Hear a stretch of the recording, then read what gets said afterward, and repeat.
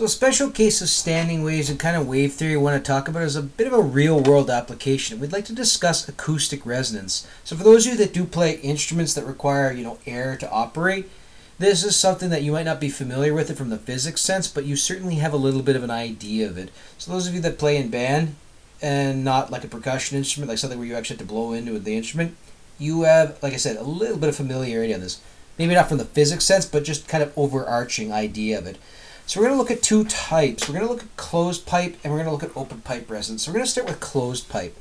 So certain musical instruments are going to act like a closed pipe. So what we mean by that is one end is going to be sealed off, one's going to be open. So like a pipe organ or a clarinet are going to act like a closed pipe. So here's kind of our closed pipe. Here's our air molecule. Here, I'm just going to simplify it. So here's kind of our air molecules inside the pipe. Now, what we're going to find is that we're going to have a nodal point at the closed end. So the air molecules at this closed end, they're not really free to oscillate. Because of that sort of pipe or that wall in the way, they are not going to, it's not going to oscillate. But then as we kind of start to move out a little further, we're going to have more oscillation, and then we're going to have even more oscillation. And then what we're going to find is at the very open end of the pipe, we're going to find that we have the maximum amount of oscillation. So what we're going to say is that at the closed end, we're going to have a node here. And then at this open end, we're going to have an antinode. So what we'd like to determine is we'd like to actually be able to determine the wavelength that we can actually cram in here with the condition that the node is going to be at the closed end, antinode is going to be at the open end. So what we have here, this represents what we call the fundamental, or the smallest wavelength we can put in a closed pipe. So you'll notice that we have these the solid dashed lines. So the solid line is just showing like the incident wave, and then the dashed line showing sort of a reflected wave. So here's what's going on here. So to have a node at this end and an antinode at this end, we're going to have a wave that looks a little like this. So starting at our node, we're moving our way up to this amplitude. So kind of like equilibrium up to a crest. And you'll see that represented here. So again, no oscillation, starts to get more, more, and more. And then we have the most amount of oscillation here at the open end. Now, what we'd like to do is we'd like to say, let's say this pipe has a fixed length of L. Well, the amount of wave that we can get into this pipe, having this node here and this antinode here, this piece here represents 1/4 of a wavelength. So if I said that this pipe length has a length of L, we're going to say that L is equal to 1/4 of the wavelength, or the wavelength of the fundamental is going to be 4 times the length of the pipe. Now, that's not the only way we can have a node here and an antinode here. So what if I put more wave in? So I have a node here, I have an antinode here, I have a second node, but this time instead of having my antinode as a crest, we're going to have it as a trough this time. So here's the first part, here's the antinode as a crest, now we have it as a trough. Well, this works kind of a little differently. So you'll notice we have some oscillations, and then at this antinode we have maximum oscillations, and that starts to die down a little where we get to this node, and then again it starts to oscillate, and we have that antinode at the open end of the pipe. So even though we have more wave, we're still respecting the condition, a node at the closed end, antinode at the open end. So in this case here, this length represents 3/4 of a wavelength.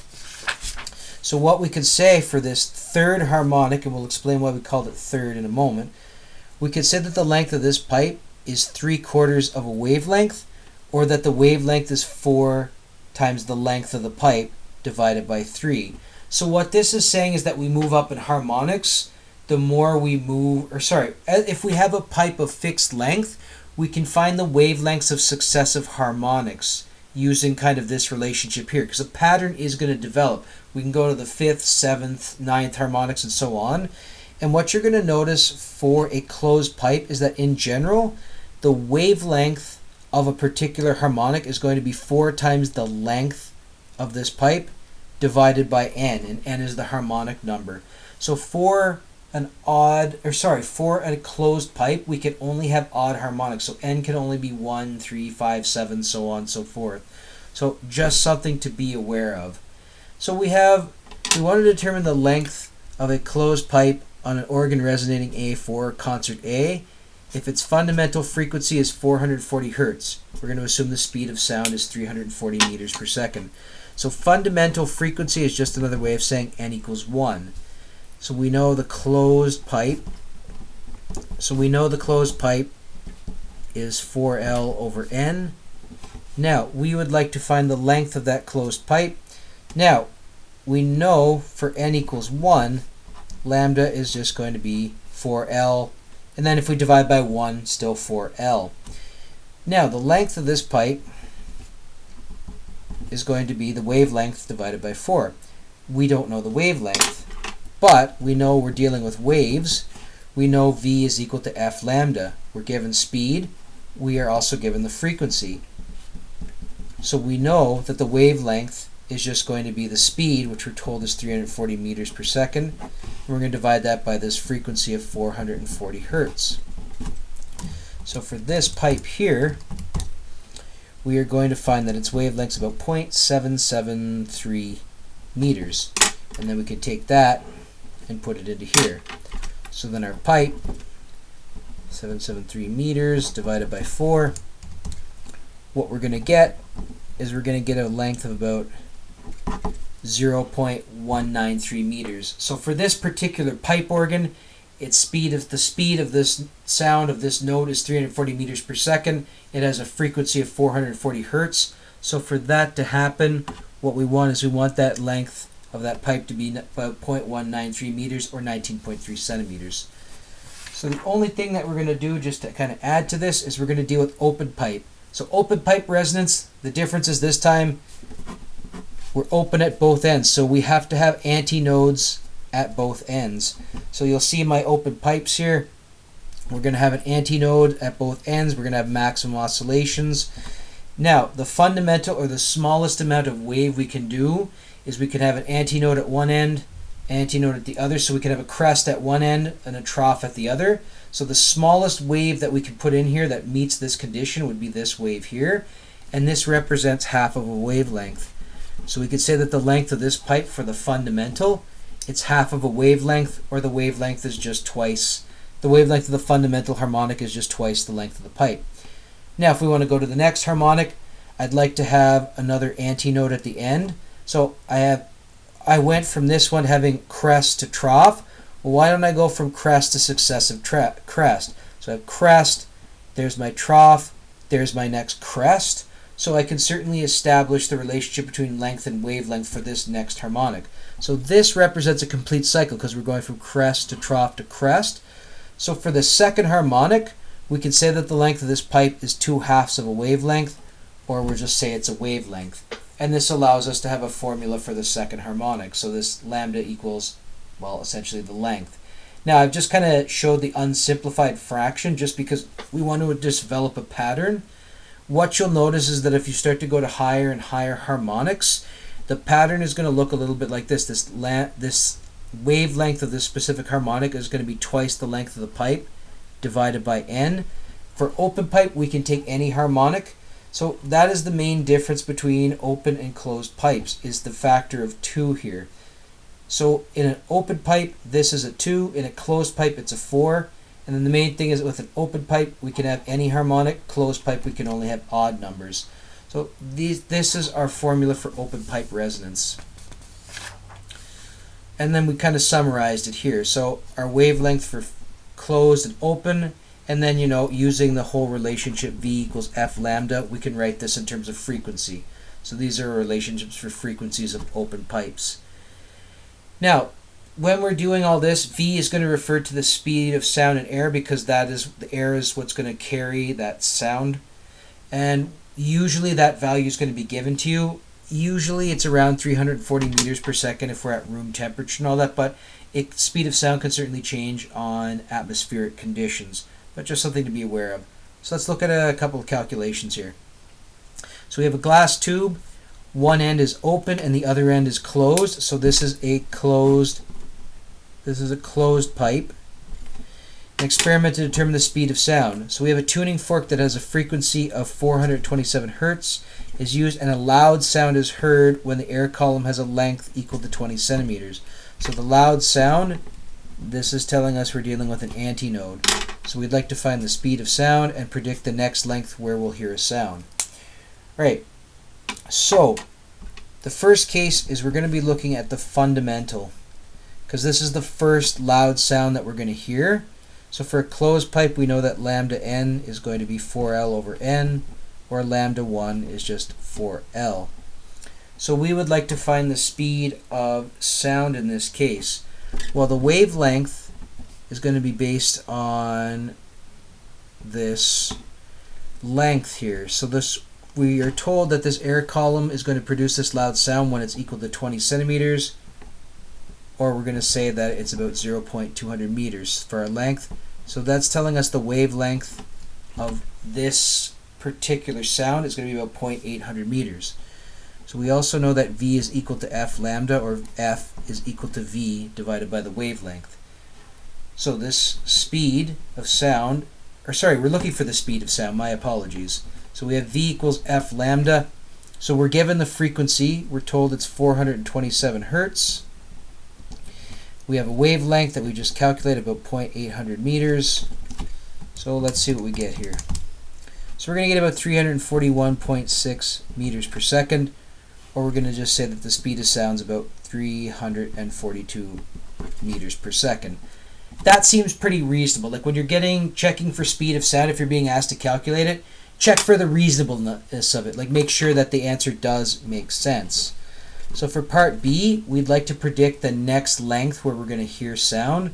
So we want to go to the next harmonic.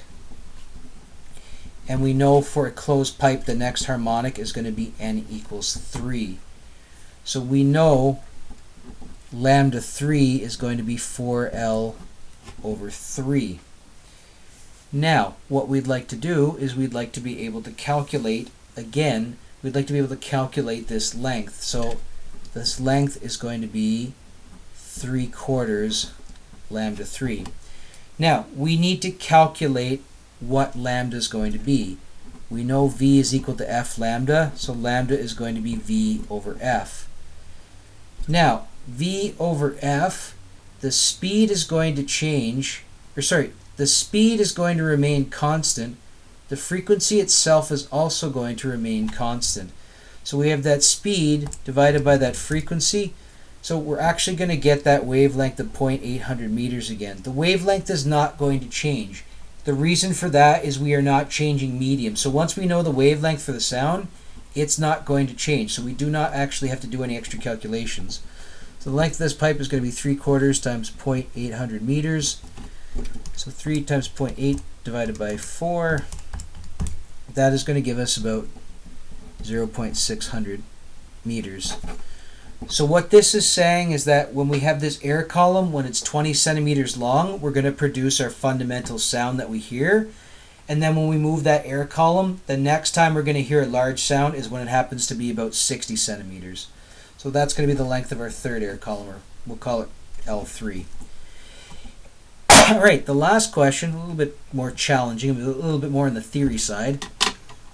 So we have a pipe X with both ends open and pipe Y with one end open and one end closed. And they have the same frequency in the first harmonic. So we'd like to calculate the ratio of the length of pipe X to pipe Y.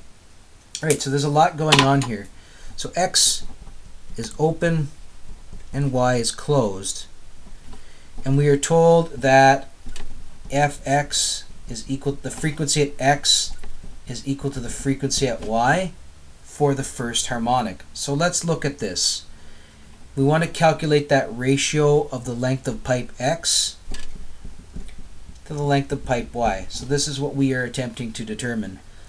Now, a lot going on here, but we can certainly deal with this. Right, so for the closed pipe, we know that lambda is going to be equal to 4L over N. And because we're dealing, or sorry, I'm going to deal with the closed pipe first. So we know that the closed pipe is going to be 4L over N equals 1, so we know that lambda is just going to be 4L. We also know that lambda is just going to be V over F from our universal wave equation. So we have V over F is equal to 4 divided by Ly. Now, the speed should not change. Sorry, let me rephrase that. Actually, sorry, I'm just going to leave that. Yeah, the speed for these two pipes, the speed of sound should not change. So this V over F, this should be constant. Now, this is important to note. We know V over F is constant, which actually means the wavelength should be constant too. And we'll get to that. So for the open pipe, we know that the wavelength is just going to be 2L over N equals 1. So this wavelength for this open pipe is going to be 2 times L, and then we said this is going to be X. And again, V over X is going to be 2LX. Or sorry, V over F is going to be 2LX. Once again, this piece is going to be constant. So this V over F and this V over F are constant. They also happen to be the exact same thing. So what that allows us to do is we can actually equate 4LX or 4LY is equal to 2LX. So what we could say is that 4LY is equal to 2LX. So we'd like to find LX over LY. So we're going to get 4 divided by 2 is equal to LX over LY. 4 divided by 2 is 2. So that ratio of the length of pipe X to pipe Y is going to be 2. What that means is for these conditions, if they're going to have the same frequency in the first harmonic, we're going to need the length of the open pipe to be twice that of the closed pipe.